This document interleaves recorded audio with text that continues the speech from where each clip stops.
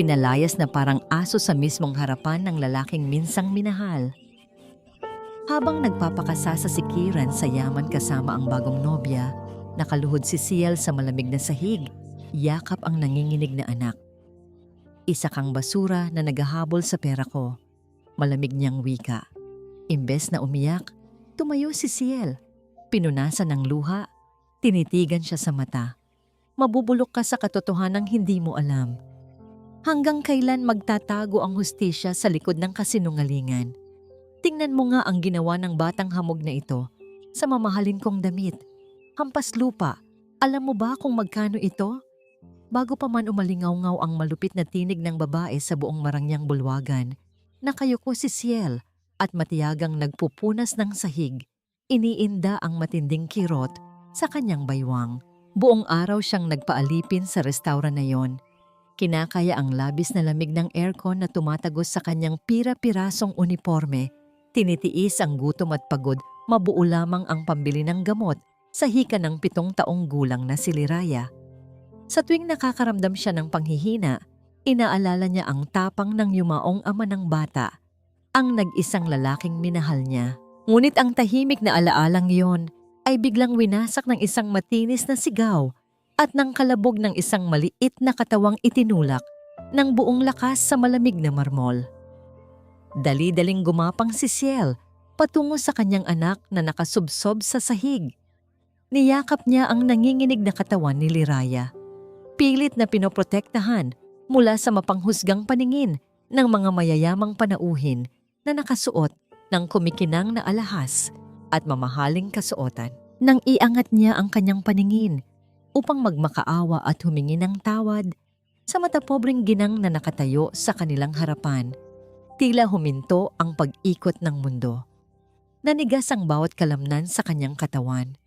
Ang lalamunan niya ay biglang natuyo. Parang sinakal ng isang hindi nakikitang kamay. Ang basahang hawak niya ay nahulog mula sa kanyang mga nanginginig na daliri nang hindi niya namamalayan. Sa tabi ng babaeng nanakit sa kanyang anak ay nakatayo ang isang lalaking pamilyar sa bawat hibla ng kanyang pagkatao. Matangkad, may pormang kagalang-galang sa kanyang itim na suit. Ngunit ang mga mata nito ay nagtataglay ng yelo na kayang pumatay ng kaluluwa. Si Kiran, ang lalaking iniyakan niya gabi-gabi sa loob ng 7 taon. Ang lalaking pinaniwalaan niyang naging abo matapos ang isang malagim na aksidente. Buhay siya, humihinga, at nakatayo mismo sa harapan niya. Bumuka ang mga labi ni Ciel. Nais isigaw ang pangalan nito. Nais yakapin ang lalaking ama ng kanyang anak. Nais niyang sabihin na narito ang bata na matagal na nilang pinangarap.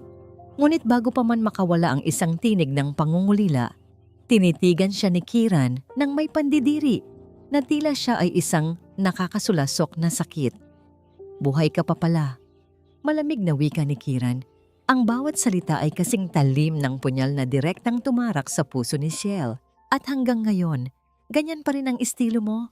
Gagamit ka ng isang batang yagit para makapang-ikil ng mga taong may pera? Wala ka talagang hiya, Ciel. Isa kang basura na naghahabol sa yaman. Kumuha si Kira ng isang makapal na bungkos ng pera mula sa kanyang bulsa. Walang ano-ano'y inihagis niya ito ng buong lakas sa mismong mukha ni Ciel. Ang mga perang papel ay nagkalat sa sahig, tila mga tuyong dahon na hinahangin ng kalupitan ng tadhana. Pulutin mo yan. At umalis na kayo sa paningin ko. Bayad na ang anumang naging dumi ng sapatos ng mapapangasawa ko dahil sa inyo. Dagdag pa ni Kiran, bago nito inakbayan ang babaeng nagngangalang Isabel. Napasinghap ang mga taong nakapaligid, ngunit ang pinakamasakit na eksena ay hindi ang panlalait ng lalaki. Ito ay nang dahan-dahang kumalas ang musmos na si Liraya mula sa pagkakayakap ni Ciel. Hindi umiyak ang bata sa kabila ng namumulang pisngi at gasgas sa tuhod. Sa halip, lumingalinga ang mga inosenteng mata ni Liraya at nanginginig na pinulot ang mga lukot na pera sa malamig na sahig. Mama, huwag ka na pong umiyak. Inosenteng bulong ni Liraya habang iniaabot ang mga pera sa nanginginig na mga kamay ng ina. Ang maliit na boses nito ay puno ng pag-asa. May pambili na po tayo ng gamot ko. Hindi ka na po maglalaba ng mga damit ng kapitbahay mamayang gabi. Parang binuhusan ng kumukulong asido ang dibdib ni Ciel. Ang mga katagang yon ng kanyang anak ang tuluyang nagpawasak sa natitirang piraso ng kanyang pagkatao. Tiningnan niya ang perang hawak ng bata. Perang galing sa mismong ama nito na ngayon ay itinuturing silang dumi sa lipunan. Inangat niya ang kanyang paningin at pinagmasdan ang pagtalikod ni Kieran. Akay-akay ang babaeng tumampal sa sarili nitong laman at dugo. Niyakap ng mahigpit ni Ciel ang kanyang anak. Ibinaon ang mukha sa manipis na balikat ni Liraya upang itago ang nagbabadyang hagulgol na pilit niyang pinipigilan. Paanong ang lalaking nag-alay sa kanya ng buong mundo noon ay siya ring magiging berdugo na papatay sa kanyang dignidad ngayon? Makakaya ba niyang bumangon mula sa bangungot na ito? O tuluyan na siyang lalamunin ng kasinungalingang sumira sa kanilang buhay? Mabigat ang bawat hakbang ni Ciel pabalik sa kanilang inuupahang barong-barong. Tila may mga kadenang nakagapos sa kanyang mga paa. Ang lukot na perang inihagis ni Kieran ay nasa loob ng kanyang bulsa. Parang mga nagbabagang uling na patuloy na sumusunog sa kanyang natitirang dignidad. Yakap niya ng mahigpit si Liraya habang binabagtas nila ang makipot at maputik na eskinita ng squatters area, kung saan naghahalo ang amoy ng piniritong tuyo at naiwang tubig sa imburnal. Ngunit bago pa man sila makarating sa kanilang pintuan, isang marangyang itim na sasakyan ang nakaparada roon, isang tanawing hindi kabilang sa kanilang mundo ng karalitaan. Mula sa sasakyan ay bumaba ang isang ginang na balot ng mamahaling alahas. Ang tindig ay nag-uumapaw sa kapangyarihan at paghamak. 7 taon na Ciel, ngunit hanggang ngayon ay isa ka pa ring hampas lupa. Malamig at mapang-uyam na bungad ni Doña Carmen, ang ina ni Kieran. Ang mga mata nito ay nanlilisik habang pinagmamasdan ang kabuuan ng mag-ina, tila nandidiri sa hangin na kanilang nilalanghap. Hindi ba sapat ang milyon-milyong pisong inialok ko sa iyo noon para tuluyan kang magtago sa lungga mo? Bakit kailangan mo pang magpakita sa anak ko at sirain ang gabi ng kanyang mapapangasawa? Sa pagkarinig ng mga salitang iyon, tila isang malakas na sampal ng katotohanan ang gumising sa natutulog na diwa ni Ciel na numbalik sa kanyang alaala. Ang malamig na simoy ng hangin sa ospital 7 taon na ang nakalilipas. Muli niyang naramdaman ang panginginig ng kanyang buong katawan nang ihagis mismo sa kanyang mukha ni Doña Carmen ang isang papel na nagpapatunay na binawian na ng buhay si Kieran matapos ang malagim na aksidente. Kasama ng dugo ang damit ng lalaking minahal niya, tinakot siya ng ginang na may mangyayaring masama sa sanggol sa kanyang sinapupunan kung hindi siya lalayo. Ngayon ay malinaw na ang lahat. Ang pagkamatay ni Kieran ay isang malupit na kasinungalingan, isang sadyang panlilinlang na binuo ng mismong ina nito upang paghiwalayin sila ng tuluyan. Napansin ni Doña Carmen ang paghigpit ng hawak ni Ciel sa kamay ng bata. Tinitigan ng matapobreng ginang si Liraya mula ulo hanggang paa. Isang nangiting nakakakilabot ang sumilay sa mga labi nito. Napakadaling magkasakit ng mga bata sa ganitong uri ng kapaligiran, hindi ba? Isang maling galaw mo lang, Ciel, baka bukas makalawa, ay hindi na humihinga ang batang iyan. Huwag mong subukang lumapit kay Kieran o sabihin ang totoo. Dahil kung wawasakin mo ang pamilya ko, sisiguraduhin kong wala kang matitirang buhay na uuwian. Isang matinding alon ng takot at pag-aalala ang bumalot sa puso ng isang ina. Ngunit mabilis itong napalitan ng isang nagngangalit na tapang. Hinarangan ni Ciel si Liraya gamit ang sarili niyang katawan. Kinuha niya ang suot niyang kupas at nisnis na balabal. At maingat na ipinantakip ito sa mukha at mga mata ng kanyang anak. Hindi niya hahayaang makita ng inosenteng bata ang mukha ng isang demonyong nag-aanyong tao. Sa likod ng kanyang mga luhang pilit pinipigilan, nangako si Ciel sa kanyang sarili na ibubuwis niya ang kanyang sariling buhay, huwag lamang masakta ng nag-iisang kayamanan niya. Habang pinagmamasdan ang pagtalikod ng ginang, Isang malalim na tanong ang patuloy na bumabagabag sa isipan ni Ciel. Kung ipinagtabuyan siya ni Doña Carmen 7 taon na ang nakararaan, anong uri ng makamandag na lason at kasinungalingan ang ipinakain nito sa isipan ni Kiran habang siya ay nakaratay sa ospital? Bakit ganoon na lamang ang puot at pandidiri sa mga mata ng lalaking dating nangakong aalagaan siya habang buhay? Walang lingon-likod na pumasok sa sasakyan si Doña Carmen, ngunit bago pa umarangkada ang makina, nakita ni Ciel na may tinawagan ito sa telepono habang nakangiti ng palihim. Kinagabihan, bago pa man makapagpahinga ang mag-ina, walang awang inihagis ng kanilang nagpapaupa ang lahat ng kanilang lumang gamit palabas ng kalye. Wala silang nagawa, kundi pulutin ang kanilang mga damit sa putikan, habang ang nagbabadyang unos ay nagsisimula ng magparamdam. Isang nakakabinging kulog ang yumanig sa kalangitan, hudyat ng isang madilim at walang awang bagyo na susubok sa katatagan ng mag-ina. Tirik na tirik ang araw, animoy nagbubuhos ng nagbabagang apoy sa mga kalsada ng Maynila. Puno ng paltos ang mga paa ni Ciel mula sa walang humpay na paglalakad, naghahanap ng karinderya o labahan na tatanggap sa kanya matapos silang palayasin sa kanilang inuupahang silid kagabi. Dahil sa labis na pag-aalala na tuluyang manghina ang kanyang anak, inilalim niya si Liraya sa lilim ng isang malagong puno ng akasya sa isang pampublikong parke. Mahigpit niyang pinagbilinan ng bata na huwag aalis habang nagtatanong-tanong siya ng trabaho sa kalapit na kalsada. Wala silang dalang anuman, kundi ang iilang pirasong damit at isang murang candy na may lasang strawberry, ang tanging nabili ni Ciel mula sa natirang barya sa kanyang bulsa upang maibsan ang gutom ng musmos. Sa kabilang panig ng parke, mabilis na naglakad si Kiran palayo sa marangyang bilihan ng mga damit pangkasal. Halos hindi siya makahinga sa tindi ng presyo ng nalalapit na kasal nila ni Isabel at sa walang humpay na pagmamanipula ng kanyang inang si Doña Carmen. Sumasabay pa sa kanyang inis ang matinding kirot sa kanyang ulo, isang pamilyar at masakit na paalala ng malagim niyang aksidente 7 taon na ang nakararaan. Napaupo siya sa isang sementadong upuan. Sapo ang kanyang noo.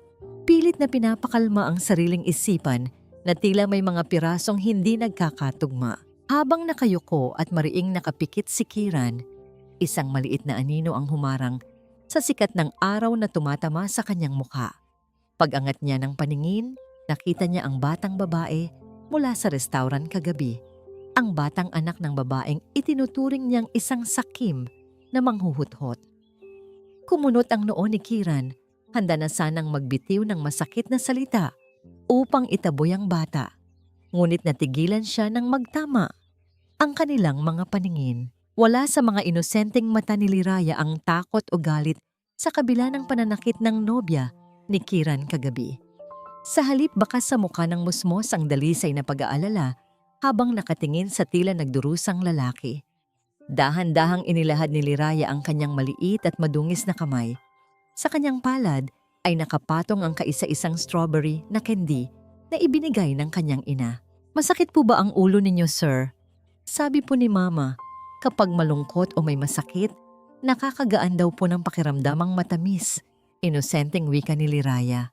Nang mapansin ng bata na tila walang balak kunin ng lalaki ang kanyang iniaalok, nakaramdam ito ng hiya. Sa pagkakataong yon, itinaas ni Liraya ang kanyang kabilang kamay at dahan-dahang kinamot ang ibabang bahagi ng kanyang kaliwang tainga. Isang walang malay na gawi sa tuwing siya ay nakakaramdam ng hiya o kaba. Parang may isang malamig na tubig na ibinuhos sa buong katawan ni Kiran. Nanlaki ang kanyang mga mata habang nakatitig sa maliit na daliri ng bata na kumakamot sa tainga nito. Ang mismong gawing iyon ay ang kanyang sariling nakasanayan sa tuwing siya ay nababalisa o nag-iisip ng malalim. Isang pambihirang pagkakatulad na hindi niya maipaliwanag. Tinitigan niya ang maamong mukha ng bata. At sa halip na pandirihan ang pira-piraso at maruming damit nito, gaya ng palagi niyang ginagawa sa mga pulubi, isang kakaibang init ang gumapang sa kanyang namamanhid na dibdib.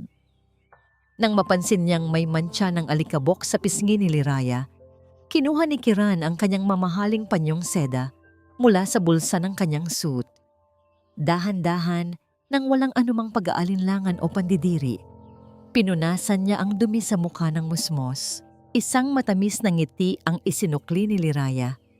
Isang ngiting tila tumunaw sa yelong, bumabalot sa puso ng binata. Sa mismong sandaling dumampi ang kanyang kamay sa mainit na balat ng bata, isang matinding kislap ng alaala ang sumaksak sa kanyang sumasakit na ulo. Narinig niya sa kanyang isipan ang isang pamilyar at malambing na tinig na umaawit ng isang uyayi, isang himig na labis na kaiba sa malalamig na salita at boses ng kanyang inang si Doña Carmen. Isang alaalang pilit ibinabaon ng kanyang isipan, ngunit muling nagpupumiglas na kumawala upang ipagtapat ang isang katotohanan. Ngunit bago pa man niya matukoy kung kaninong tinig iyon, isang nanginginig, ngunit matalim na boses ang bumasag sa katahimikan ng parke. "Huwag mong hahawakan ang anak ko." Patakbong lumapit si Ciel. Ang dibdib ay mabilis na nagtaas-baba sa tindi ng paghinga mula sa pagmamadali at matinding kaba. Dali-dali niyang hinila ang maliit na braso ni Liraya at ikinubli ang bata sa kanyang likuran. Tila isang inahing ibon na handang makipagpatayan para sa kanyang inakay. Ang mga mata ni Ciel ay nanlilisik at puno ng nagbabadyang luha ng pinaghalong takot at puot habang nakatitig sa lalaking minsang nag-ari ng kanyang puso. "Lumayo ka sa anak ko. Huwag na huwag mo siyang lalapitan." Nanginginig ngunit matapang na babala ni Ciel. Ang bawat salita ay may dalang pait at matinding pag-iingat. Sariwang-sariwa pa sa kanyang isipan ang malupit na banta ni Doña Carmen kagabi na may masamang mangyayari sa kanyang anak kung hindi sila lalayo. Napakunot ang noon ni Kiran. Ang kakaibang lambing na naramdaman niya kanina ay biglang napalitan ng pagkalito at inis sa ginawang pagsigaw ng babae. "Wala akong ginagawang masama sa bata. Siya ang lumapit sa akin. At kung iniisip mong gagamitin mo ang anak mo para makakuha ng awa at pera sa akin, nagkakamali ka ng taong nilalapitan, Ciel. Hindi namin kailangan ng awa mo o ng maski isang kusing mula sa pamilya niyo." Mariing tugon ni Ciel, kinakagat ang kanyang ibabang labi hanggang sa halos magdugo ito upang pigilan ang pag-iyak na nais kumawala sa kanyang lalamunan. Kinuha niya ang kanilang lumang sako na naglalaman ng iilang pirasong damit at mahigpit na hinawakan ng kamay ni Liraya. "Mama, ibinigay ko lang po yung candy kay Sir kasi masakit daw po ang ulo niya." Inosenteng paliwanag ng bata, pilit na ipinapaunawa sa ina ang kanyang mabuting intensyon. Ngunit hindi na ito pinansin ni Ciel. Hinarap niya si Kiran sa huling pagkakataon. Ang kanyang mga mata ay nag-uumapaw sa pinaghalong pagmamahal na pilit pinapatay at galit na hindi maibulaslas. "Kung tingin mo sa amin ay basura, parang awa mo na, huwag mo na kaming tapakan pa. Kalimutan mo nang nakita mo kami." Tinalikuran ni Ciel ang lalaki at mabilis na naglakad palayo. Hila-hila ang naguguluhang anak na pasimpleng lumingon at kumaway ng paalam sa mayamang lalaki. Naiwang nakatayo si Kiran sa gitna ng parke. Tila napako ang kanyang mga paa sa mainit na semento. Ang kanyang isipan ay pilit na pinoproseso ang puot sa mga mata ni Ciel. Isang uri ng puot na hindi galing sa isang sakim na babaeng nang iwan at nagnakaw, kundi isang puot ng taong labis na nasaktan, inalipusta at pinagtaksilan. Bakit ganoon ang tingin nito sa kanya? Bakit sa kabila ng sinasabi ng kanyang ina na tinakbuhan siya nito noong siya ay nag-aagaw buhay, ang mga mata ng babae ay nagkukwento ng ibang katotohanan? Dahan-dahang ibinaba ni Kiran ang kanyang paningin sa kanyang nakakuyom na kamao. Nang buksan niya ito, nakita niya ang murang candy na iniwan ng musmos. Ang kanyang puso ay tumitibok ng mabilis at malakas, tila may nais kumawala mula sa kanyang dibdib. Isang kakaibang kaba at pangungulila ang bumalot sa kanyang pagkatao. Isang pakiramdam na hindi niya maipaliwanag. Kuminyang ang pulang balot ng candy sa ilalim ng matinding sikat ng araw. Isang nagngangalit na apoy ng selos at puot ang nagliyab sa dibdib ni Isabel nang makarating sa kanyang kaalaman ang naging tagpo sa parke. Ang marangyang babae na sanay makuha ang lahat ng naisin ay hindi makapapayag na isang hamak na labandera ang sisira sa kanyang perpektong buhay at nakatakdang kasal. Gagamitin niya ang lahat ng kanyang kapangyarihan upang durugin ang babaeng minsan nang nagmay-ari sa puso ni Kiran, upang matiyak na hindi na ito muling babangon pa. Kinabukasan, sa isang maliit at mainit na patahian at labahan kung saan nakahanap ng pansamantalang pagkakakitaan si Ciel, abala siya sa pagkukuskos ng mga maruruming damit. Pinagpapawisan siya ng matindi, ngunit binaliwala niya ang pagod. Ang tanging nasa isip niya ay ang makapag-uwi ng kaunting lugaw para kay Liraya na naiwan sa isang madilim at masikip na silid na ipinagkaloob ng isang awang kapitbahay. May bahagyang sinatang bata nang iwan niya ito kaninang umaga. Ngunit ang kanyang tahimik na pagsisikap ay ginambala ng pagpasok ng mga taong hindi niya inaasahang makikita sa ganoong uri ng lugar. Bumungad si Isabel. Ang mukha ay diring-diri sa amoy ng sabon at pawis, habang sa likuran nito ay nakatayo si Kiran na may malamig at blangkong ekspresyon. Kasama nila ang dalawang unipormadong pulis at ang may-ari ng labahan. Bago pa man makapagsalita si Ciel, walang habas na itinuro ni Isabel ang kanyang kinaroroonan. Siya ang huling naglinis ng mga damit ko na ipinadala ko rito kahapon. Sigurado akong siya ang kumuha ng diamante kong relo. Nanlaki ang mga mata ni Ciel sa matinding gulat. Wala po akong kinukuha. Hindi ko po nakita ang sinasabi ninyong relo. Panginginig na depensa ng ina habang pilit na umatras. Ngunit hindi nakinig ang mga awtoridad. Sa pilitang kinuha ng isang pulis ang lumang bag ni Ciel na nakasabit sa gilid at ibinuhos ang laman nito sa ibabaw ng basang sahig. Kasama ng ilang pirasong barya at lumang resibo, isang kumikinang na diamanteng relo ang gumulong at tumigil sa mismong paanan ni Kiran. Humarap si Isabel kay Ciel at nang walang anumang pag-aalinlangan, dumapo ang kanyang malupit na palad sa pisngi ng kaawa-awang ina. Ang lakas ng sampal ay nagpabagsak kay Ciel sa malamig na semento, nag-iwan ng matinding pamumula at kirot sa kanyang mukha. Magnanakaw, hampas lupa. Kahit kailan talaga, ang basurahan ay mananatiling basurahan. Ginamit mo pa ang awa ng mga tao dito para makapagnakaw ng gamit na kahit kailan ay hindi mabibili ng buong buhay mo. Matinis at mapang-alipustang sigaw ni Isabel, tinitiyak na maririnig ng lahat ng nakikiusyosong mga tao sa labas. Dahan-dahang inangat ni Ciel ang kanyang paningin, hindi sa babaeng sumampal sa kanya, kundi sa lalaking tahimik na nakamasid sa lahat. Tinitigan niya si Kiran, naghihintay ng kahit isang salita, kahit isang pagdududa mula rito, na hindi niya kayang gawin ang ganoong kababawan, ngunit nakatayo lamang ang binata. Ang mga mata ni Kiran ay puno ng komplikadong emosyon. May galit, may pagkalito, ngunit walang kahit anong hakbang upang ipagtanggol ang babaeng minsang inalayan niya ng kanyang mundo. Sa halip na magsalita, nag-iwas ng tingin si Kiran, tila kinukumbinsi ang sarili na totoo ang ibinabatong paratang sa babaeng nasa kanyang harapan. Hinawakan ng mga alagad ng batas ang magkabilang braso ni Ciel upang pusasan siya. Hindi na nagpumiglas ang kaawa-awang ina. Alam niyang walang maniniwala sa isang mahirap na tulad niya kapag ang kalaban ay isang makapangyarihang pamilya na kayang bilhin ang katotohanan. Ngunit bago siya tuluyang hilahin palabas, tinitigan niya si Kiran.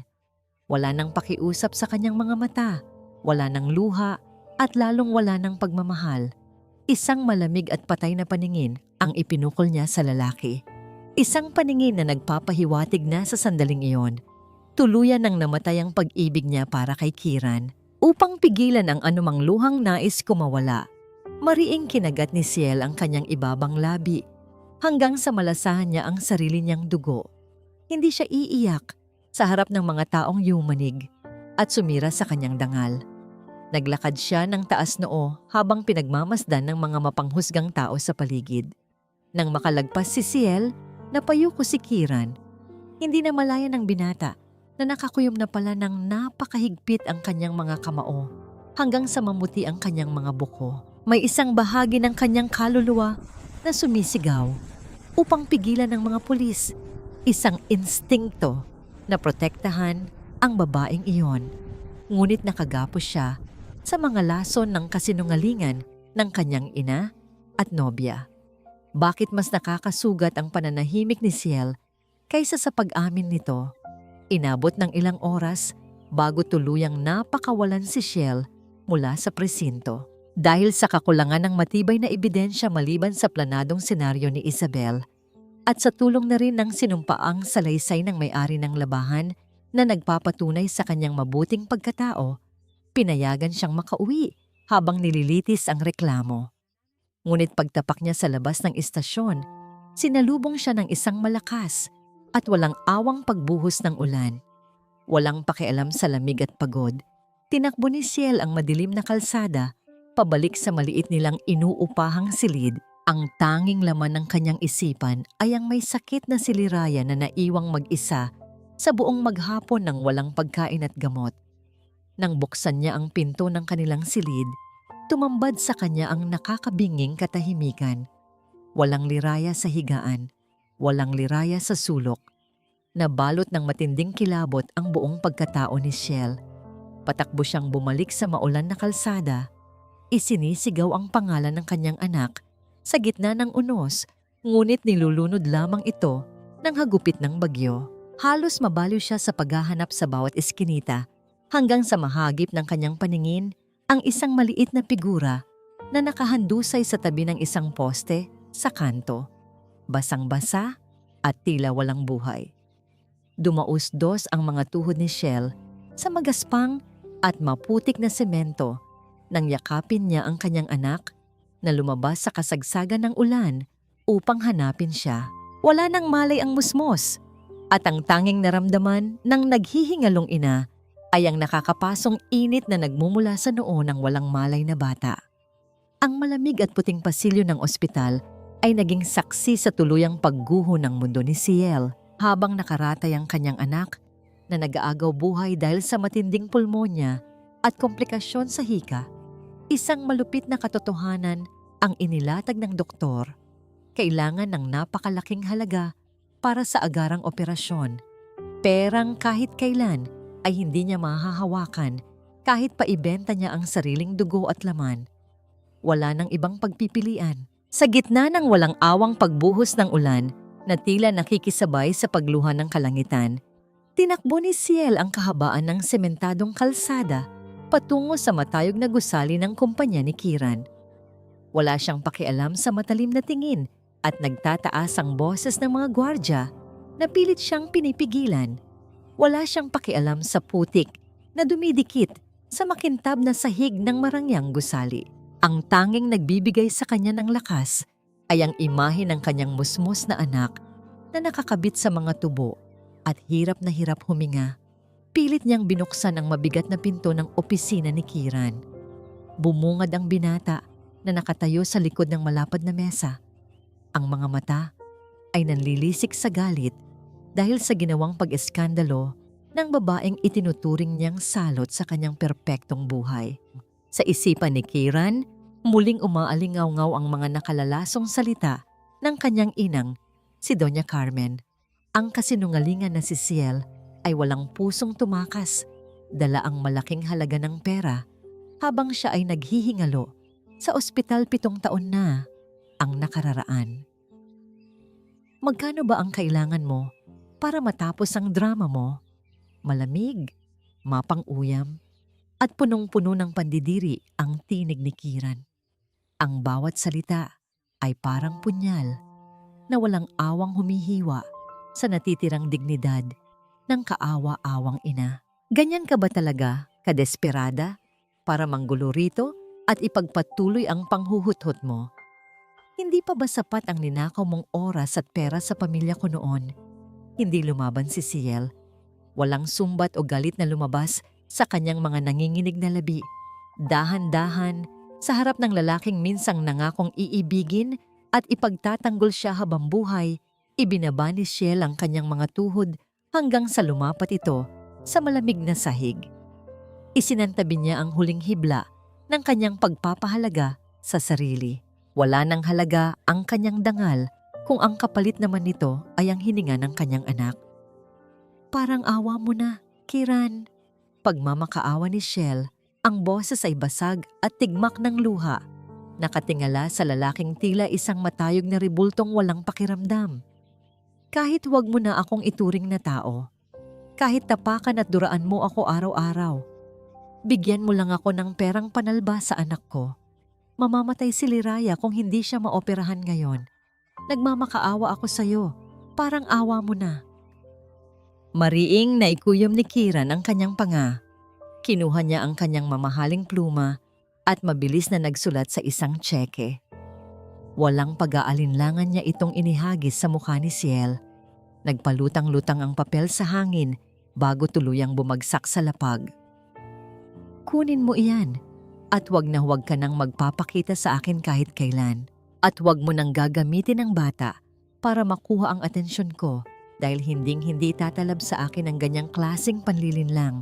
Mariing pagtataboy ng binata. Nanginginig na pinulot ni Ciel ang papel na magdudugtong sa buhay ng kanyang anak. Sa halip na tumayo at umalis dala ang puot, yumuko si Ciel ng mas mababa pa. Dahan-dahan niyang inilapat ang kanyang noo sa basang sapatos ni Kiran. Salamat. Mahinang bulong ng ina. Isang pasasalamat na nagtataglay ng pinakamalalim na sugat at pinakamasakit na pamamaalam. Nang tumakbo si Ciel palabas upang mabilis na bumalik sa ospital, naiwang nakatayo si Kiran sa gitna ng kanyang malawak at tahimik na opisina. Nakatingin siya sa pintuang pinaglabasan ng babae. Hindi niya maunawaan kung bakit sa kabila ng paniniwalang nanalo siya laban sa isang manloloko, pakiramdam niya ay may isang mahalagang bahagi ng kanyang pagkatao ang tuluyang pinatay. Isang mainit na luha ang hindi inaasahang tumakas mula sa kanyang mga mata at dahan-dahang gumapang pababa sa kanyang pisngi nang hindi niya namamalayan ang tunay na dahilan.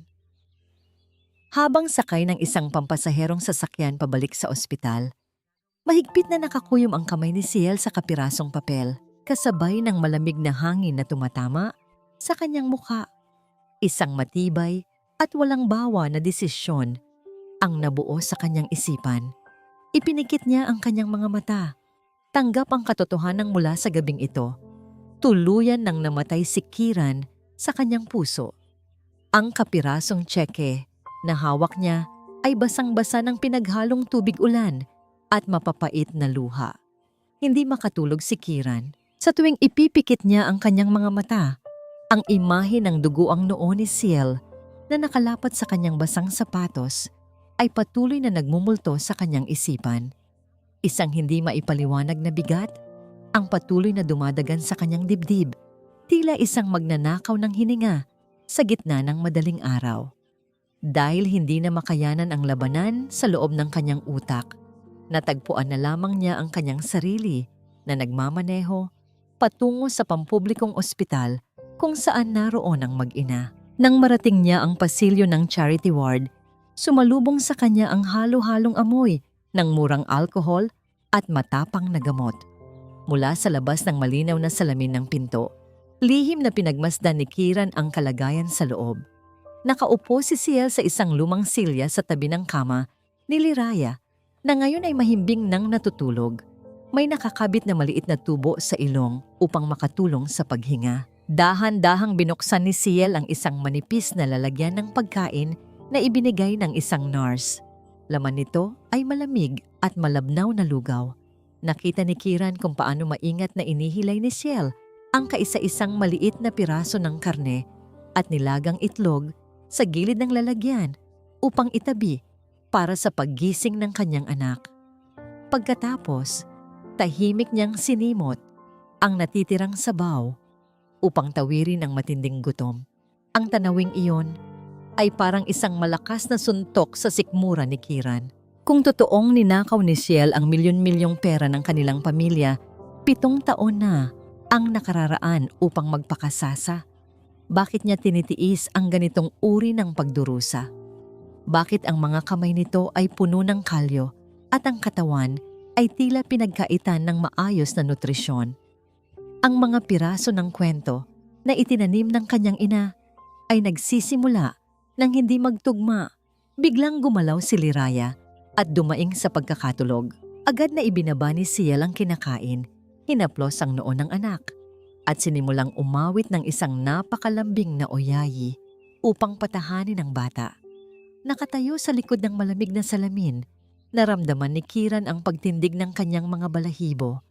Ang himig na iyon ay tumagos sa pinakamalalim na bahagi ng kanyang kaluluwa. Nang hindi niya namamalayan, dahan-dahang gumalaw ang kanyang sariling mga labi, tahimik na sinasabayan ng bawat liriko ng kanta. Iyon ang mismong awitin na palaging kinakanta ni Ciel sa kanya noong mga panahong hirap siyang makatulog dahil sa pagod sa pag-aaral, noong mga panahong sila ay masaya at nagmamahalan pa. Paano naging isang halimaw ang babaeng nagmamay-ari ng ganoong katamis na tinig? Kinabukasan naman ng umaga, binalot ng matinding pagdududa, lihim na nakipagkita si Kiran sa isang lumang kaibigan na nagtatrabaho bilang tagapamahala sa bangko ng kanilang pamilya. Hiniling niyang kalkalin ang kasaysayan ng bank account na ipinangalan kay Ciel 7 taon na ang nakalipas, ang mismong account na sinabi ni Doña Carmen na inubos ni Ciel bago ito tumakas kasama ang ibang lalaki. Makalipas ang ilang minutong paghihintay na tila umaabot ng 1 dekada, inilapag ng kanyang kaibigan ang mga dokumento sa ibabaw ng mesa. Ang katotohanan ay tila isang matalim na patalim na humiwa sa mga mata ni Kiran. Ayon sa opisyal na talaan, ni isang kusing ay walang inilabas si Ciel mula sa nasabing account. Sa halip, ang pera ay agarang ipinablock at binawi ng mismong ina ni Kiran, si Doña Carmen, ilang oras matapos mangyari ang kanyang aksidente. Wala siyang kinuha, wala siyang ninakaw. Sa mismong sandaling mabasa ni Kiran ang patunay na yon, isang tila nakakapasong kirot ang sumabog sa kanyang ulo. Napakapit siya ng mahigpit sa gilid ng mesa habang ang kanyang paningin ay nagdidilim. Kasabay ng matinding sakit ay ang pag-usbong ng isang nakabaong alaala. Naramdaman niyang muli ang lagkit ng sarili niyang dugo. Naamoy niya ang kalawang at nasusunog na goma ng naaksidente niyang sasakyan. At sa gitna ng kadiliman at paghihingalo, naramdaman niya ang isang mainit at nanginginig na kamay na mahigpit na nakahawak sa kanyang mga daliri. Isang boses ng babae ang nagmamakaawa at humahagulgol, paulit-ulit na sinasabing huwag siyang bibitaw at huwag siyang mamamatay. Hindi siya iniwan ni Ciel noong gabing iyon. Nandoon ang babae, sugatan at umiiyak para sa kanya. Nabalik lamang ang diwa ni Kiran sa kasalukuyan nang maramdaman niya ang pagtulo ng malamig na pawis mula sa kanyang noo hanggang sa kanyang baba. Ang kanyang puso ay nagwawala sa tindi ng kaba at nag-uumapaw na galit. Kung isang malaking kasinungalingan ang tungkol sa pera at pag-iwan sa kanya, ano pa ang itinago ng kanyang ina? Nasaan ang totoong medical record noong gabi ng aksidente? At bakit bigla na lamang naglaho si Ciel na parang bula nang magising siya mula sa koma? Bumalik si Kiran sa kanilang malawak na mansyon sa kalagitnaan ng gabi habang ang lahat ay mahimbing na natutulog. Sa kabila ng pagbabawal ng kanyang ina, palihim siyang pumasok sa pribadong opisina ni Doña Carmen. Alam niyang may isang nakatagong lalagyan sa likod ng malaking painting sa pader. Nang matagpuan niya ito, ginamit niya ang lahat ng kanyang lakas at galit upang sa pilitang buksan ng kahadeyero na naglalaman ng mga pinakatatagong sikreto ng kanilang pamilya. Isang matinding puwersa ang ginamit niya upang hilahin ang mabigat na pintuan nito. Ang matalim at malamig na pagngitngit ng bakal na bisagra ay bumasag sa nakakabinging katahimikan ng gabi. Dahan-dahang bumukas ang mabigat na pinto ng kahadiyero, kasabay ng paglabas ng amoy ng luma at inaamag na papel. Sa loob nito, hindi mga alahas o salapi ang tumambad sa nanginginig na mga kamay ni Kiran, kundi isang manipis na brown envelope na tila sadyang itinago sa pinakasulok upang hindi masikatan ng araw. Ang bawat hibla ng kanyang pagkatao ay sumisigaw na huwag itong buksan, na baka ang laman nito ay tuluyang wawasak sa kanyang katinuan. Ngunit ang uhaw sa katotohanan ang nagtulak sa kanya upang ilabas ang nilalaman nito. Isang verge na papel ang kanyang binasa. Sulat kamay ito ni Ciel, ang pamilyar at maayos na penmanship na minsan niyang hinangaan sa kanilang mga love letter noon. Ngunit ang nilalaman ay hindi tula ng pag-ibig, kundi isang kasunduan ng kamatayan ng kanilang relasyon. Ako, si Ciel, ay kusang loob na lalayo at hindi na magpapakita kailanman kay Kiran, kapalit ng agarang pagbabayad ng pamilya Rementiso sa kanyang operasyon sa utak at mga gastusin sa ospital. Nanikip ang dibdib ni Kiran na parang pinipiga ng isang higanteng kamay. Napaluhod siya sa malamig na sahig ng opisina. Ang petsa ng kasulatan ay ang mismong gabi ng kanyang aksidente. Ang gabi kung saan siya ay agaw buhay at nangangailangan ng espesyalistang doktor na hindi kayang bayaran ng isang simpleng estudyante. Hindi siya iniwan ni Ciel dahil sa pera. Iniwan siya nito upang iligtas ang kanyang buhay. Ibinenta ni Ciel ang kanilang pagmamahalan, ang kanyang sariling kaligayahan at ang karapatang makasama siya para lamang mabigyan siya ng pangalawang buhay. Habang tumutulo ang kanyang mga luha sa papel, naalala niya ang isa pang dokumento na nasa kanyang bulsa, ang resulta ng DNA test na nakuha niya kaninang hapon mula sa hibla ng buhok ni Liraya na nakuha niya sa una ng bata sa ospital. Sa takot sa katotohanan, hindi niya ito binuksan agad. Ngunit ngayon, sa ilalim ng malamlam na ilaw ng opisina, pinunit niya ang selyo ng sobre. Positibo, 79%. Si Liraya, ang batang tinawag niyang batang hamog, ang batang tinulak ng kanyang nobya, ang musmos na nag-alok sa kanya ng candy habang siya ay nasasaktan, ang batang ipinagtabuyan niya at pinagdamutan ng tulong, ay ang kanyang sariling anak, ang kanyang dugo at laman.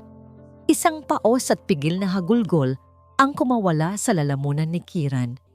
Sinuntok niya ang sahig ng paulit-ulit hanggang sa maramdaman niya ang pagputok ng balat sa kanyang mga kamao. Ngunit ang sakit na yon ay wala kumpara sa pagkadurog ng kanyang puso. Binalot siya ng matinding pandidiri sa kanyang sarili. 7 taon niyang sinamba ang inang nagsinungaling sa kanya at 7 taon niyang kinamuhian ang babaeng nagsakripisyo ng lahat para sa kanya. Siya ang kontrabida sa sarili niyang kwento. Siya ang halimaw na dumurog sa puso ng mag-inang nagmahal sa kanya ng tapat. Aalis siya.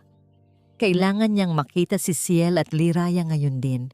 Kailangan niyang lumuhod at magmakaawa kahit abutin pa siya ng habang buhay. Mabilis na tumayo si Kiran at hinarap ang pinto. Ngunit bago pa man niya ito mahawakan, biglang bumukas ang ilaw sa buong silid.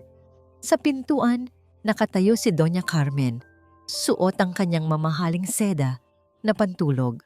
Ang mukha ay blanko at walang bahid ng pagsisisi. Sa likuran niya ay nakaharang ang 4 na malalaking bodyguard ng pamilya. "Saan ka pupunta, anak?" Tanong ni Doña Carmen sa tinig na tila ba wala siyang ginawang krimen.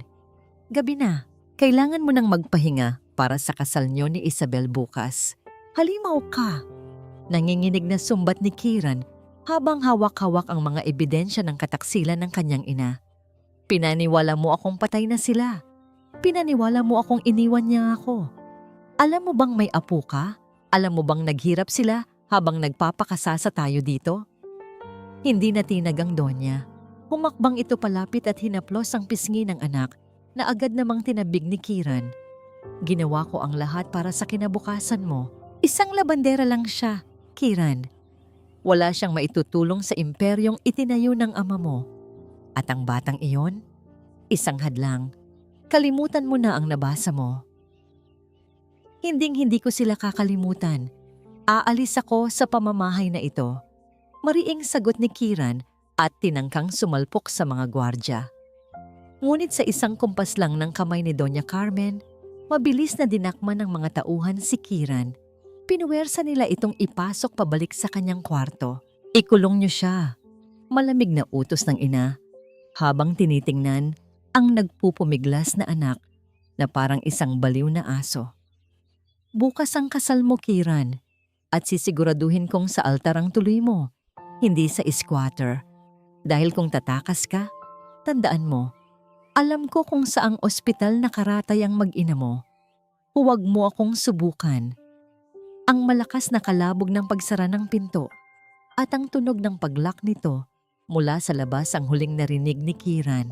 Naiwan siyang nakalugmok sa sahig ng kanyang marangyang kwarto, bilanggo ng sarili niyang kadugo, habang ang katotohanan ay pilit na kumakatok sa kanyang dibdib, nagmamakaawang makalaya. Balot ng libu-libong puting rosas at mamahaling orkidya ang buong San Agustin Church. Ang bawat sulok ng dambana ay nag-uumapaw sa karangyaan, mula sa makikintab na gintong dekorasyon hanggang sa pulang karpet na tila isang ilog ng dugo sa paningin ni Kiran. Ito ang tinaguriang kasal ng dekada, ang pag-iisang dibdib ng dalawang makapangyarihang pamilya na inaabangan ng buong alta sosyedad ng Maynila. Ngunit sa likod ng maringal na tugtog ng orkestra, may isang pusong nagngangalit at handang sumabog sa galit. Nakaupo sa unahan si Doña Carmen. Ang tindig ay parang isang reyna na nagdiriwang ng kanyang tagumpay. Sa tabi niya ay ang mga magulang ni Isabel na tila nanalo sa loterya. Nang magsimulang tumugtog ang kampana ng simbahan, bumukas ang malaking pinto at pumasok si Isabel. Suot nito ang isang gown na puno ng kumikinang na diamante. Naglalakad ng dahan-dahan habang ang lahat ng mata ay nakatuon sa kanyang kagandahan. Ngunit para kay Kiran, ang bawat hakbang ng babae ay parang tunog ng martilyo na nagpapako sa kanya sa krus ng kasinungalingan. Nang makarating si Isabel sa altar, kinuha nito ang kamay ni Kiran. Malamig ang mga daliri ng binata, walang buhay, at tila isang rebultong kahoy na napipilitan lamang sumunod sa daloy ng seremonyas. Nagsimula ang pari sa kanyang sermon tungkol sa pag-ibig, katapatan, at pagbuo ng pamilyang may dangal. Ang bawat salitang binibigkas ng pari ay parang asidong tumatagas sa pandinig ni Kiran. Dangal, katapatan, ang buong seremonyang ito ay isang malaking insulto sa salitang pag-ibig. Kung meron mang tumututol sa kasalang ito, magsalita ngayon o manahimik magpakailanman. Wika ng pari. Ang boses ay umalingaw-ngaw sa matayog na kisame ng simbahan. Binalot ng nakabibinging katahimikan ang buong paligid. Inaasahan ng lahat na ito ay isang formalidad lamang. Ngunit sa pagkakataong yon, dahan-dahang binitawan ni Kiran ang kamay ni Isabel. Ang pagbitaw na yon ay naramdaman ng lahat bilang isang mabigat at nakagigimbal na pahayag. Tumututol ako. Malamig at mariing wika ni Kiran. Ang boses niya ay hindi malakas, ngunit sapat upang patigilin ang tibok ng puso ng kanyang ina. Isang sabay-sabay na bulungan ang pumuno sa simbahan. Nanlaki ang mga mata ni Doña Carmen at akmang tatayo upang pigilan ang anak. Ngunit mabilis na inagaw ni Kiran ang mikropono mula sa pari. Humarap siya sa daan-daang bisita, sa mga kilalang negosyante at sa mga kamera ng media na kumukuha ng live coverage. Gusto niyo ba ng isang palabas? Gusto niyo ba ng isang kwento ng tagumpay? Tanong ni Kiran. Ang boses ay nanginginig sa galit na 7 taon niyang kinimkim. Pwes, ipapakita ko sa inyo ang tunay na mukha ng pamilyang hinahangaan ninyo. Mula sa kanyang bulsa, inilabas niya ang isang flash drive at isinaksak ito sa laptop na nakakonekta sa naglalakihang LED screen sa loob ng simbahan. Ang screen na dapat sana ay magpapakita ng kanilang romantikong prenuptial video. Sa halip na mga larawan ng saya, tumambad sa screen ang mga dokumentong itinago sa kadiliman. Ang pekeng death certificate ni Kiran, ang mga bank records na nagpapatunay na hindi kumuha ng pera si Ciel, at ang pinakamasakit sa lahat, ang liham na pinapirmahan kay Ciel kapalit ng kanyang operasyon. Napasinghap ang buong simbahan. Ang mga bulungan ay naging ingay ng matinding eskandalo. 7 taon. Sigaw ni Kiran habang nakaturo sa kanyang ina na ngayon ay namumutla na at pilit na nagtatago sa likod ng kanyang pamaypay. 7 taon kaming pinaglaruan ng sarili kong ina. Pinaniwala niya akong iniwan ako ng babaeng mahal ko, habang ang totoo, ibinigay ni Ciel ang lahat. Ang kanyang dangal, ang kanyang pangarap, pati ang karapatang makasama ako para lang mabuhay ako. At ang batang tinulak at minaltrato niyo, siya ang anak ko. Siya ang tunay na tagapagmana na pilit ninyong pinatay sa gutom. Kiran, itigil mo yan. You are ruining everything. Tili ni Isabel pilit na inaagaw ang mikropono habang ang kanyang mukha ay pulang-pula sa hiya. Ngunit huli na ang lahat. Ang bawat katotohanan ay nakatarak na sa isipan ng mga nakikinig. Hinubad ni Kiran ang kanyang mamahaling tuksedo at inihagis ito sa paanan ni Isabel sa gitna ng altar. Sunod niyang tinanggal ang kanyang gintong relos at ang kurbatang tila sumasakal sa kanyang leeg. Saksakan niyo ang pera niyo. Isaksak niyo sa baga niyo ang kumpanya, ang mana at ang maruming apelyidong ito. Mariing deklara ni Kiran. Ang kanyang mga mata ay lumuluha na sa halo-halong galit at kalayaan. Mula sa araw na ito, ikinahihiya kong naging rementiso ako. Mas pipiliin ko pang maging pulubi kasama ang mag-ina ko kaysa manatili sa bahay na ito na puno ng mga demonyo. Sa gitna ng kaguluhan, habang nagkukunwaring hinihimatay si Doña Carmen at nagwawala si Isabel na parang sinasapian, tumakbo si Kiran palabas ng simbahan. Wala siyang sapatos, wala siyang pera, at wala siyang sasakyan. Ngunit sa bawat hakbang niya sa labas ng pintuan ng simbahan, nararamdaman niya ang gaan ng kanyang paghinga. Mabilis siyang tumakbo patungo sa kalsada. Hindi alintana ang nagbabadyang ulan at ang pagtataka ng mga taong nakakakita sa isang lalaking nakasuot ng pangkasal na tumatakbo ng mabilis habang umiiyak. Ang tanging nasa isip niya ay ang ospital. Ang tanging nasa puso niya ay si Ciel at ang kanilang anak.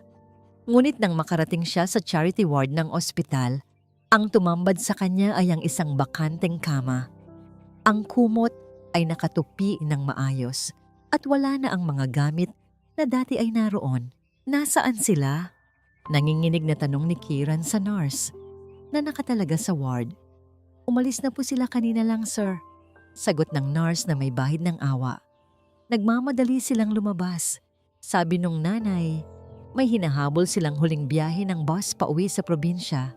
Parang gumuho ang langit sa naririnig ni Kiran. Tumakbo siya muli palabas, sumalubong sa biglang pagbuhos ng isang napakalakas na ulan. Ang terminal. Kailangan niyang marating ang terminal bago lumisan ang huling bus na maglalayo sa kanya sa kaisa-isang pagkakataong maging buo muli. Bumabayo ang malakas na bagyo sa buong Maynila. Tila nakikisabay ang langit sa pagguho ng mundo ni Kiran. Ang ulan ay parang libu-libong karayom na tumutusok sa kanyang balat.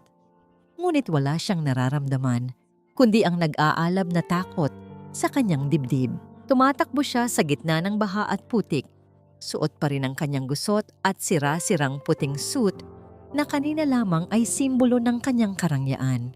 Ngayon, isa na lamang siyang basahan sa mata ng mundo. Wala na ang kanyang sapatos.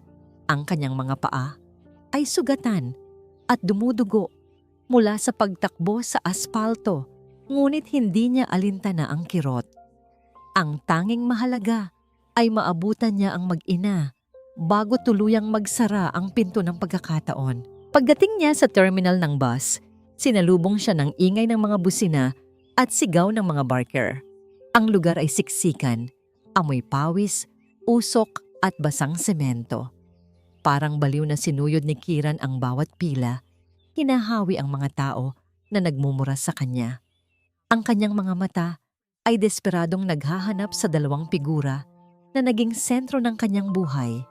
At doon, sa dulo ng pila patungo sa Bicol, nakita niya sila. Nakatayo si Ciel, yakap ng mahigpit ang isang luma at kupas na bag. Ang kanyang mukha ay pagod at walang kulay, tila pasan ang bigat ng mundo. Sa tabi niya ay ang maliit na si Liraya, balot na balot ng jacket at nanginginig sa lamig. "Ciel!" sigaw ni Kiran. Ang kanyang boses ay halos mapaos sa tindi ng hangin at ulan. "Liraya!" lumingon si Ciel. Nang magtama ang kanilang paningin, nakita ni Kiran ang gulat sa mukha ng babae. Ngunit mabilis itong napalitan ng isang malamig na pader. Walang tuwa, walang awa, tanging pagod at sakit. Hindi nagdalawang isip si Kiran. Sa harap ng daan-daang pasahero, sa gitna ng maruming putikan at basura ng terminal, tumakbo siya palapit at padapang lumuhod sa paanan ni Ciel. Ang kanyang mamahaling pantalon ay agad na nilamon ng itim na tubig baha. "Ciel, patawarin mo ako," humahagulgol na sambit ni Kiran habang pilit na inaabot ang laylayan ng basang damit ni Ciel. Ang luha niya ay humahalo sa ulan. "Alam ko na ang lahat. Nabasa ko ang kasunduan. Alam ko kung bakit mo ako iniwan noon. Alam ko na ang sakripisyo mo. Nagmamakaawa ako, huwag niyo akong iwan. Kayo lang ang pamilya ko." Tinitigan siya ni Ciel mula sa itaas. Ang ulan ay dumadaloy sa kanyang mukha. Tinatakpan ang mga luhang tahimik na namumuo sa kanyang mga mata. Ngunit nanatili siyang matayog, hindi natitinag sa pagluhod ng lalaking minsang tumapak sa kanya. "Tumayo ka dyan, Kiran." Malamig at mariing utos ni Ciel. Ang boses niya ay hindi galit, kundi puno ng bigat ng isang pusong napagod na sa pag-asa. Hindi bagay sa isang rementizo ang lumuhod sa putikan. "Wala akong pakialam sa pagiging rementizo," sigaw ni Kiran. Ang boses ay basag na basag. Sinubukan niyang hawakan ang kamay ni Ciel, ngunit mabilis itong iniwas ng babae na para bang nakapapaso ang kanyang haplos. "Iniwan ko na sila. Iniwan ko ang kasal. Tinalikuran ko ang lahat ng yaman para sa inyo. Ciel, mahal na mahal kita. Bigyan mo ako ng pagkakataong maging ama sa kanya. Babawi ako. Aayusin ko ang lahat." Umiling si Ciel ng marahan. Ang bawat iling ay parang pagpukpok ng pako sa kabaong ng kanilang nakaraan. "Huli na ang lahat, Kiran," bulong ni Ciel, sapat lang para marinig ng lalaki sa gitna ng ingay ng ulan.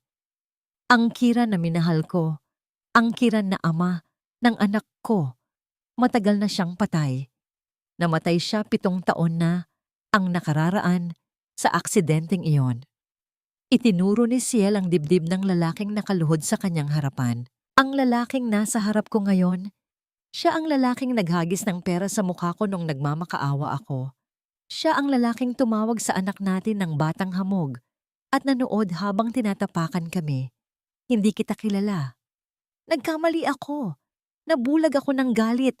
Naniwala ako sa mga kasinungalingan ni Mama." Panaghoy ni Kiran, isinubsob ang mukha sa maputik na semento. Niyayakap ang binti ni Ciel na tila ito na lamang ang kanyang lifeline. "Kahit alipin mo ako, Ciel, kahit habang buhay akong maghugas ng paa mo, gagawin ko ang lahat. Huwag mo lang ipagkait sa akin ang anak ko." Huminga ng malalim si Ciel. Sa kabila ng awa na unti-unting kumakatok sa kanyang dibdib, nanaig ang kanyang respeto sa sarili at proteksyon para sa kanyang anak. Dahan-dahan, ngunit mariin niyang inalis ang pagkakakapit ng mga kamay ni Kiran sa kanyang binti. Hindi nabibili ng luha ang tiwala, Kiran, at hindi nabubura ng isang gabing pagluhod ang 7 taong pangungulila at sakit. Wika ni Ciel, ang kanyang mga mata ay puno ng lungkot ngunit buo ang desisyon. "Umuwi ka na. Ayusin mo muna ang sarili mo. Hindi kailangan nilirayan ng isang amang duguan, wasak at puno ng galit. Kailangan niya ng isang amang buo, Isang amang kayang panindigan ang pagiging tao, hindi ang pagiging mayaman. Akmang tatalikod na si Ciel at hihilahin ang anak, pasakay ng bus, nang biglang humakbang ang maliit na si Liraya. Sa gitna ng malakas na ulan at ingay ng paligid, binuksan ng musmos ang kanyang maliit at makulay na payong. Dahan-dahan, iniabot niya ito sa ibabaw ng nakalugmok na sikiran upang silungan ng lalaking basang-basa at nanginginig sa lamig. Dahan-dahang inangat ni Kiran ang kanyang mukha. Ang kanyang mga mata, na namumugto at puno ng pagsisisi, ay nagtama sa inosenteng mga mata ng kanyang anak. Gamit ang kanyang maliit na kamay, pinunasan ni Liraya ang putik sa pisngi ng kanyang ama. "Huwag na po kayong umiyak, sir," malambing na wika ng bata. Ang tinig ay puno ng dalisay na kabutihan na hindi kayang dungisan ng mundo. "Magkakasakit po kayo sa ulan." Ang simpleng haplos na yon ay nagpaguho sa natitirang lakas ni Kiran. Humagulgol siya ng malakas. Isang yak ng taong ngayon lang naramdaman ang tunay na halaga ng pagmamahal na kanyang sinayang. Akmang yayakapin niya ang bata, ngunit nakita niya ang sarili niyang mga kamay na puno ng dumi at putik. Kusa siyang umatras. Hindi niya kayang dungisan ang kalinisan ng kanyang anak. "Liraya, tara na!" Tawag ni Ciel. Ang boses ay bahagyang nanginginig. Hinawakan niya ang kamay ng anak at dahan-dahan silang umakyat sa bus. Naiwan si Kiran na nakaluhod sa terminal. Pinanood niya ang pagsara ng pinto ng bus. Pinanood niya itong umandar palayo, dala ang kanyang puso at kaluluwa. Habang ang ulan ay patuloy sa pagbuhos, hinuhugasan ang kanyang katawan ngunit hindi ang kanyang konsensya. Sa loob ng umaandar na bus, sumilip si Ciel sa bintana. Nakita niya ang figura ni Kiran na unti-unting lumiliit sa dilim. Nakaluhod pa rin sa putikan. Sa unang pagkakataon matapos ang 7 taon, hinayaan ni Ciel na tumulo ang kanyang mga luha ng malaya. Hindi dahil sa sakit, kundi dahil sa pag-asa na balang araw.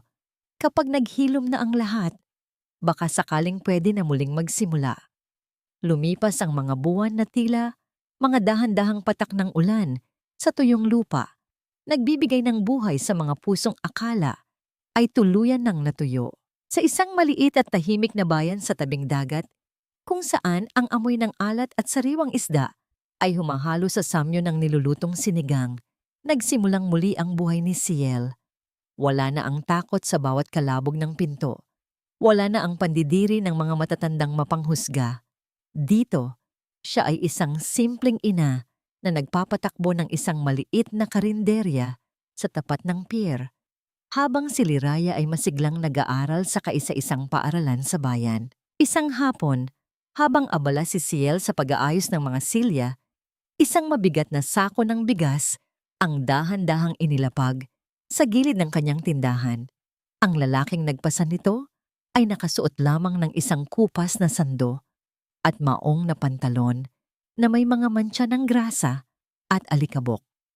Ang kanyang balat, na dati ay maputi at alagang-alaga, ay ngayon ay sunog na sa tindi ng sikat ng araw sa pantalan. Ang kanyang mga kamay, na dati ay tanging panulat lamang ang hinahawakan, ay ngayon ay puno ng mga kalyo at maliliit na sugat mula sa mabibigat na trabaho bilang kargador.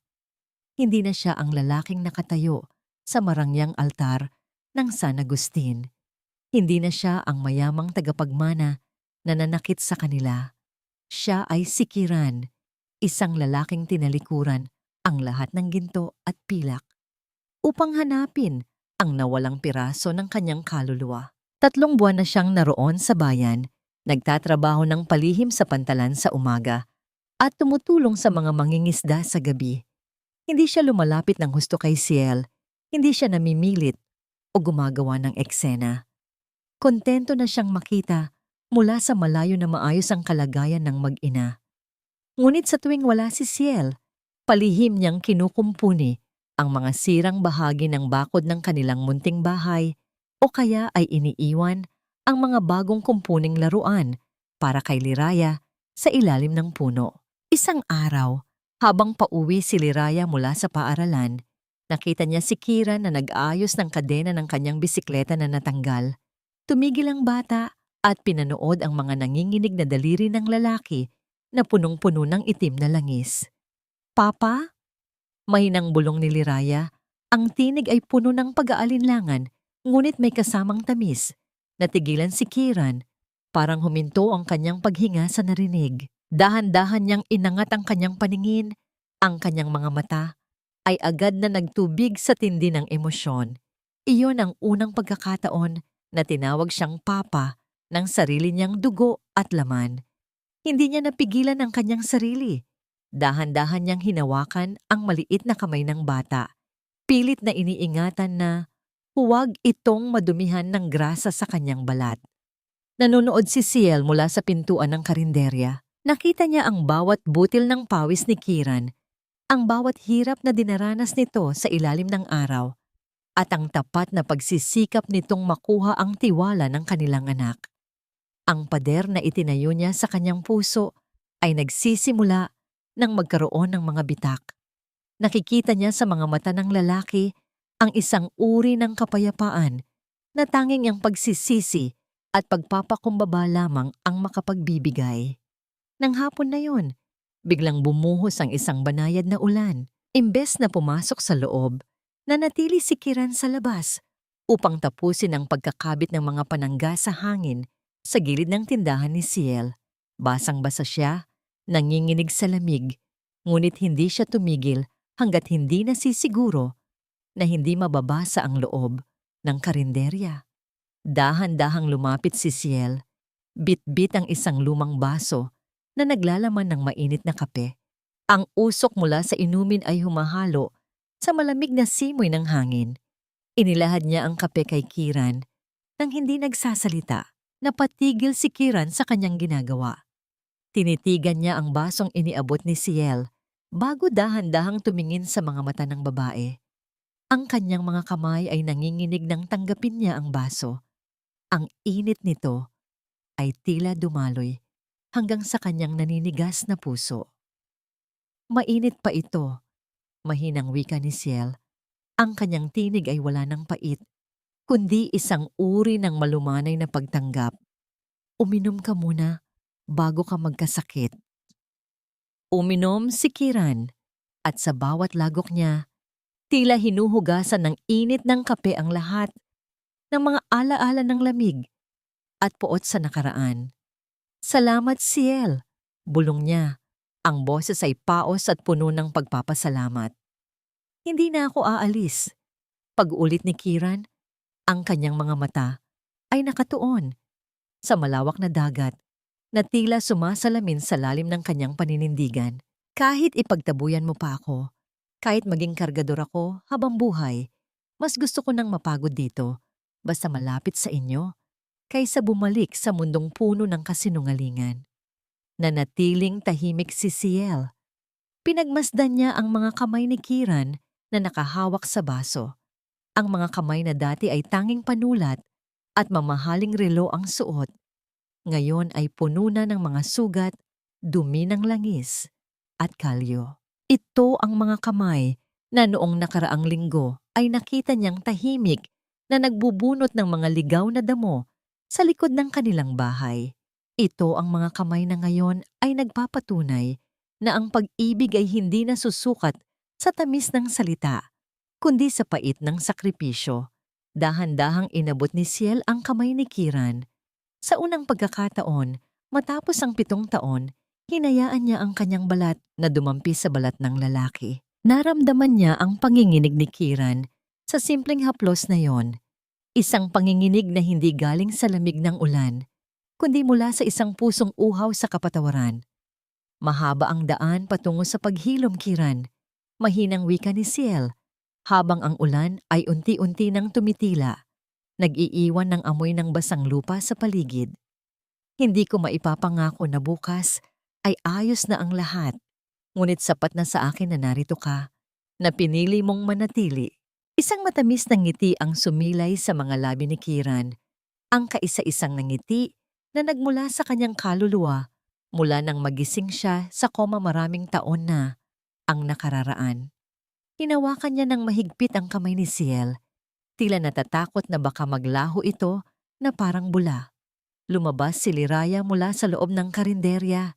Bit-bit ang kanyang paboritong manika na kumpuni rin ni Kiran. Tumakbo ang bata at yumakap sa binti ng kanyang ama. Binuhat ni Kiran ang anak at sa sandaling iyon, sa harap ng payak na tindahan at sa ilalim ng papalubog na araw, ang tatlong anino ay naging isa. Wala na ang ingay ng lungsod, wala na ang puot ng nakaraan. Ang tanging naririnig na lamang ay ang banayad na hampas ng mga alon sa pampang at ang tibok ng mga pusong sa wakas ay natagpuan na ang kanilang tunay na tahanan. Sa malayo, ang langit ay nagsimulang magkulay, kahel at lila. Isang pangako na pagkatapos ng pinakamadilim na bagyo, ang bukas ay laging may dalang bagong pag-asa. 3 taon ang mabilis na lumipas na tila isang banayad na agos ng tubig na dahan-dahang humuhugas sa mga bakas ng pait at dumi ng nakaraan. Ang munting karinderya sa tapat ng pier ay hindi na lamang isang taguan. Ito na ngayon ay isa ng masiglang kainan na pinupuntahan ng mga mangingisda at mga manlalakbay. Ang amoy ng masarap na adobo at bagong luto na kanin ay pumupuno sa hangin, kasabay ng tunog ng mga tawanan at kwentuhan na nagbibigay ng buhay sa bawat sulok ng lugar. Sa loob ng kusina, abala si Ciel sa pagtitimpla ng kanyang mga putahe.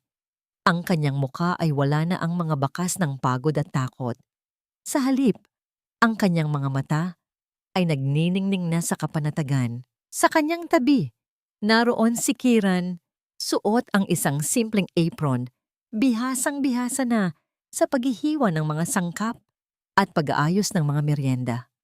Ang kanyang mga kamay, bagamat may mga peklat pa rin mula sa hirap ng trabaho sa pantalan, ay matatag na at puno ng kumpiyansa. Wala na ang anino ng mayamang lalaki na dati ay nakatingin mula sa itaas. Ang lalaking narito ngayon ay isang katuwang sa buhay, isang amang mapagmahal, at isang asawang tapat. Isang lumang telebisyon sa sulok ng karinderya ang naghahatid ng balita mula sa Maynila. Ang ulat ay tungkol sa tuluyang pagbagsak ng imperyong binuo ni Doña Carmen dahil sa sunod-sunod na kaso ng pandaraya sa buwis at ang pagtalikod ng kanilang mga kasosyo matapos ang malaking eskandalo sa simbahan. Ang pamilya Rementizo ay wala nang natirang yaman. Nabalita rin na si Isabel ay tumakas patungo sa ibang bansa, kasama ang isang banyagang mangingibig. Dala ang huling bahagi ng natitirang pera ng pamilya, iniwan ang donya na mag-isa at walang anuman.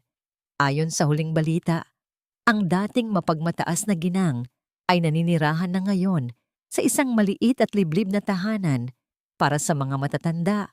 Malayo sa karangyaang dati ay kanyang ipinagmamalaki at walang kahit isang kamag-anak na dumadalaw sa kanya. Sandaling napatitig si Ciel sa telebisyon bago dahan-dahang inabot ang remote at pinatay ito.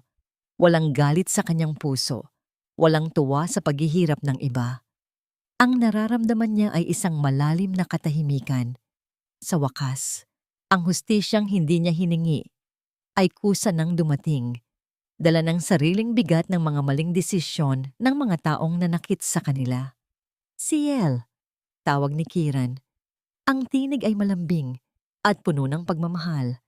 Lumapit siya at kinuha ang sandok mula sa kamay ng asawa. Pumahinga ka muna. Ako na ang tatapos nito. Kanina ka pa nakatayo. Napangiti si Ciel at sumandal sa balikat ni Kiran. Naramdaman niya ang init ng katawan nito, ang tibok ng puso na naging himig ng kanyang bawat gabi. Lumabas si Liraya mula sa loob, dala ang kanyang mga libro sa paaralan. Ang bata ay malusog na, masayahin at puno ng pangarap. Lumapit ang musmos at yumakap sa kanilang dalawa. Binuo ang isang bilog ng pagmamahal na kahit kailan ay hindi na muling mababasag. Nang sumapit ang gabi at nagsara na ang tindahan, naglakad ang mag-asawa sa tabing dagat. Ang liwanag ng buwan ay sumasalamin sa maliliit na alon na dahan-dahang humahalik sa pampang. Huminto si Kiran at kinuha ang kamay ni Ciel. Marahan niyang inangat ang mga daliri nito at hinalikan ang bawat kalyo at ang maliit na peklat sa kanyang pulso, ang mga marka ng 7 taon niyang pakikipaglaban para sa kanilang anak. Nahanap mo na ba ang kapayapaan mo, Ciel? Mahinang tanong ni Kiran. Ang kanyang mga mata ay nakatuon sa asawa ng may buong katapatan. Higit pa sa kapayapaan, Kiran, sagot ni Ciel habang nararamdaman ang banayad na simoy ng hangin. Nahanap ko ang kalayaan. Napatawad ko na ang nakaraan, hindi dahil karapat-dapat sila, kundi dahil karapat-dapat ako sa isang pusong walang dala, kundi pagmamahal. Niyakap ni Kiran si Ciel ng mahigpit at sa ilalim ng malawak na kalangitan, naintindihan nila ang pinakamahalagang aral ng kanilang paglalakbay. Ang katotohanan ay maaaring masakit at mapanganib, ngunit ang pananahimik sa harap ng kasamaan ang tunay na lason sa kaluluwa. Ang pamilya ay hindi nabubuo sa yaman o sa apelyido, kundi sa katapangan na harapin ang pagkakamali at ang tibay ng loob na magsimulang muli mula sa mga abo ng kasinungalingan. Sa wakas, ang kanilang kwento ay wala nang kailangan pang itago. Ang bawat sugat ay naghilom na, nag-iwan ng mga peklat na magsisilbing paalala na ang pag-ibig, kapag totoo at handang magsakripisyo, ay laging makakahanap ng daan pabalik sa tahanan. Ang huling sinag ng buwan ay tumama sa kanilang magkahawak kamay na anino sa buhanginan, bago dahan-dahang naglaho sa katahimikan ng gabi.